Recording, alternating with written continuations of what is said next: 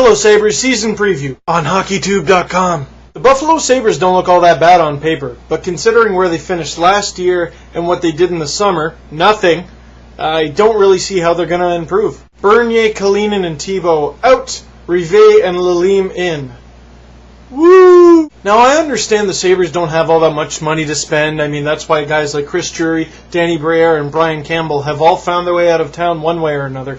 But why? Please tell me why Steve Bernier was traded. He was part of the Brian Campbell trade, and I just can't understand why they would just give away this young kid with offensive upside and grit after acquiring him only a few months earlier. Before he left the Sharks, he was actually leading the team in hits.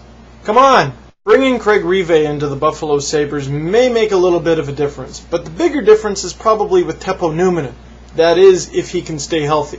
Speaking of staying healthy, if the Sabres are going to have any chance of making the playoffs, Connolly is going to have to play at least 70 games. He had 40 points last year in just 48 games, and if he can finally stay healthy, the Sabres have a chance. Of course, offense doesn't really seem to be the problem for these guys. After all, they did finish 4th in the NHL last year, but their defense finished a pretty disappointing 22nd. So Ryan Miller and the defense core of the Sabres are going to need to step that up. My prediction is that the Sabres will not make the playoffs this year, but with guys like Pominville, Vanek, and Roy, I wouldn't be shocked. Plus, they have the best announcer in the business. And the population of Pominville increases by 1! How much does a house go for in Pominville? They could lose all 82 games, I would still watch because of that guy.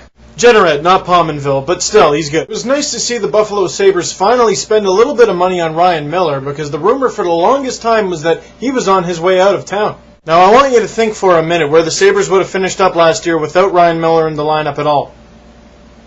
Ooh. Although it's an extreme long shot, it would also be really interesting to see Tyler Myers fit into a Buffalo Sabres uniform. If they can find one that fits. He's 6'7". But when you're 6'7" and only 204 pounds, you could probably use at least one more year to develop before you hit the NHL. Other than him, the prospects for the Sabres aren't tremendously overwhelming. That might be because, I'm just saying, they botched their entire scouting staff a few years ago, which is totally stupid. That's like selling your tires to buy gas.